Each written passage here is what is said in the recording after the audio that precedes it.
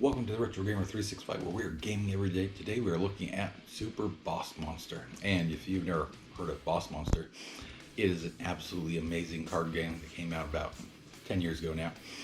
And the point of the game is you are the boss instead of being the hero, and your job is to kill the heroes, which, that's awesome. But everything in the original game is based upon Nintendo. And of course there's modern references in with some of the cards and everything, but the design of it and everything basically is on a Nintendo game. This one is a Super Nintendo game.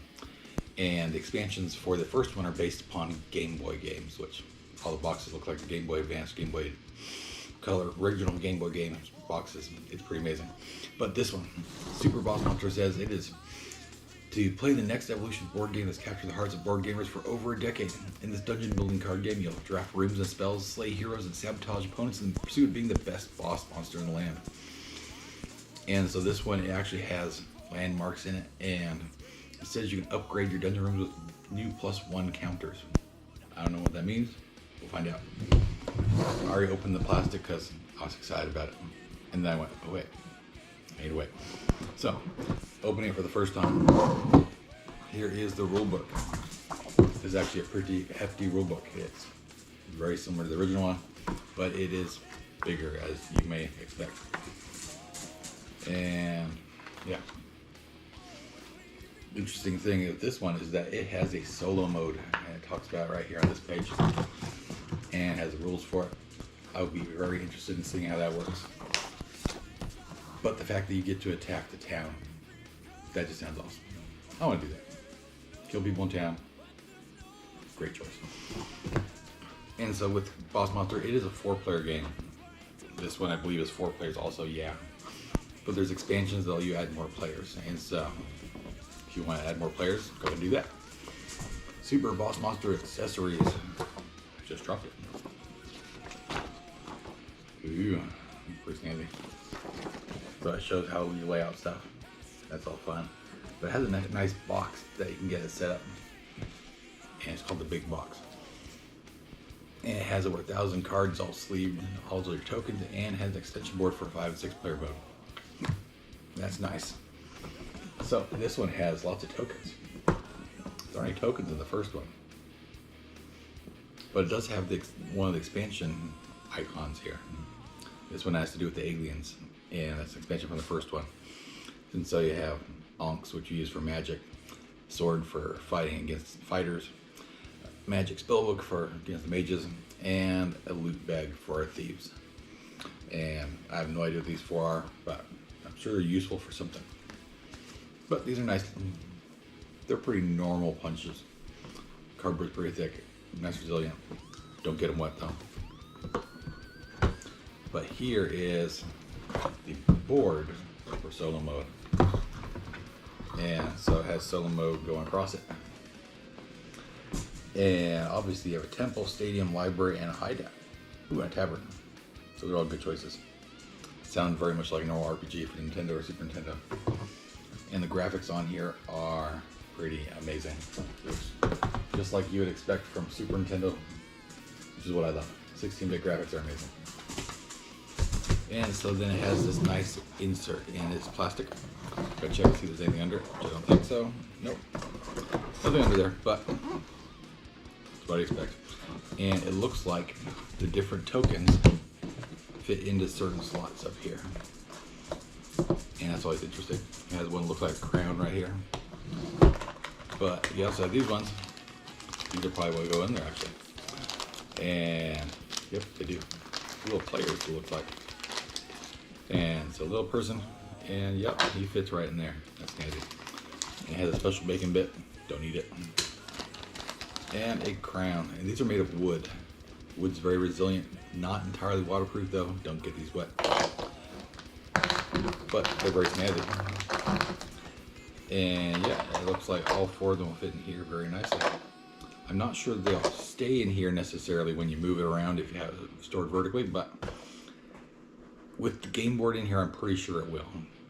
And then it looks like you have an opening here for all of your heart tokens to go into. So that's pretty nice. But then you have the cards.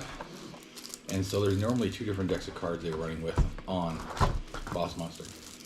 And obviously this one says Heroes on the back, which means there's probably 2 different sets of heroes in here, but it also has some other cards in there. And so these cards are plastic wrapped, but they do have a tear strip on it if I can get it to work. And this one's fighting back. Oh, there it goes. And so these cards will wear out if you use this game a lot. I found that out with the original one. So you probably do want to play with them in sleeves. And so these cards shows as being the spell deck. And there are definitely different ones here than I've ever seen before. Like, there's a co-op mode card right there. And it says to choose a dungeon with exactly 2 heroes at its entrance, give each hero +2 hearts, and then place a +1 counter in the last room of that dungeon. So I don't know what the black +1 heart is, else it shows them right there, but giving a boss more, or a hero more HP is always fun to do to your enemies, because then they're more likely to die. And so the spell deck here is like interrupts in Star Wars or in Star Trek, where you can play them pretty much whenever you want to. Just the difference is, if it has this axe icon, it can only be done during the phase where they're going through your dungeons.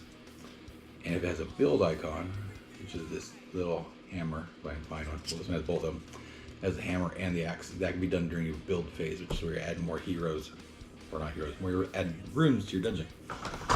Yeah, those things.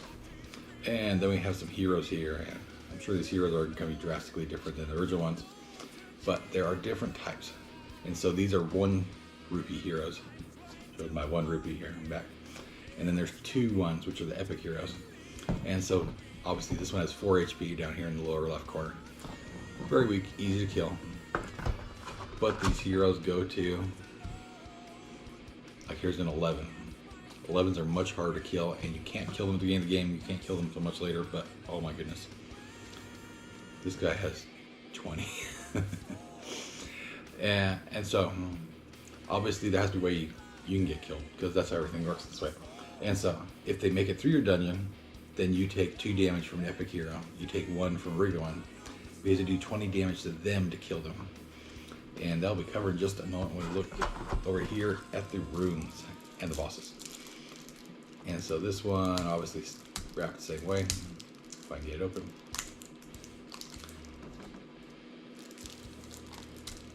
If you've ever played a Super Nintendo RPG, this should look pretty much like everything else, like Chrono Trigger or Secret of Mana, things like that. So here are some rooms, lots more rooms. Hey, that's really weird looking. I'll get that though.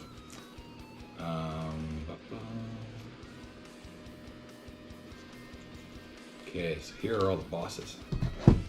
And so these bosses are drastically different than other ones, but they are very referencing other video games and stuff. So like this one is the Lost one. And so for the bosses, they have XP down here and level up ability. And the XP determines who goes first in the game and generally how strong the boss is. And the level up ability changes something partway through the game and affects the rest of the game. Like this one says, for the rest of the game, instead of drafting from the market, you may take the top card of either deck. So it gives you room to choose from 1 of 2 cards you're already going to have. I'm guessing a market deck in this one, or a spell deck, which I'm not sure how it works yet. But in the first game, it's very hard to get spell cards during the game, and so that's different and nice. And then, like this guy, Cerebellus, Super Nintendo reference, and Emperor Dodo. Obviously, he looks like a dodo, but it's a reference to King Dedede from Kirby, pretty obviously. And okay, so this one says it's Malice. She's the Red Queen from Alice in Wonderland. The Roboba, which is the probably counterpart to Robobo from the first one, but if you don't know, this is a boss from Double Dragon for Nintendo. And then you have Queen Croak.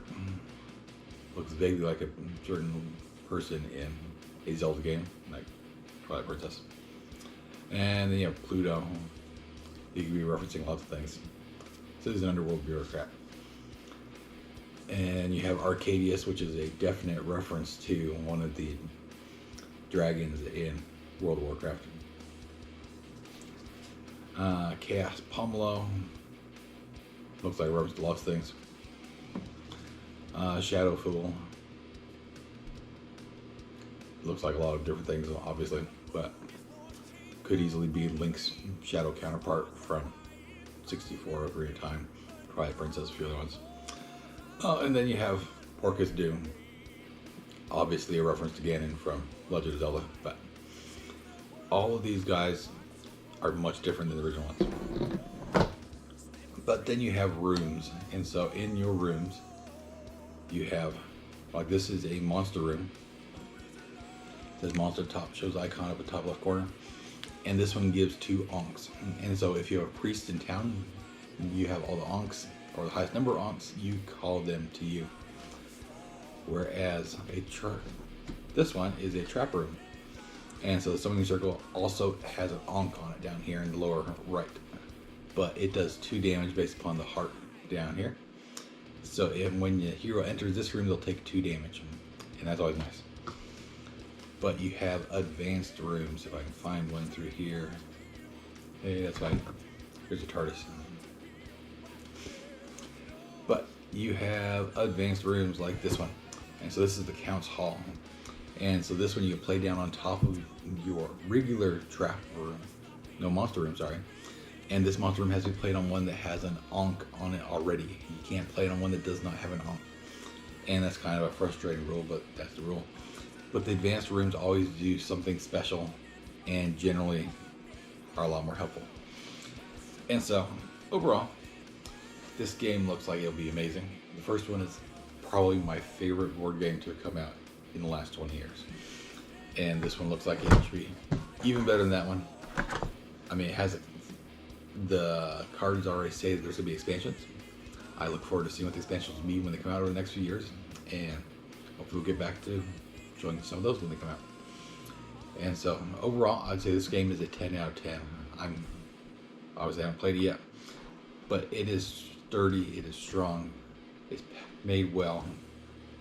Just make sure you get these cards with the sleeves if you're going to be playing much, because the cards will wear down. And so, just like to thank you for watching, and make sure you hit that subscribe notification button if you want to have more videos like this, or video game videos, or everything else gaming related. And hit the subscribe and notification buttons. Have a great day. Bye.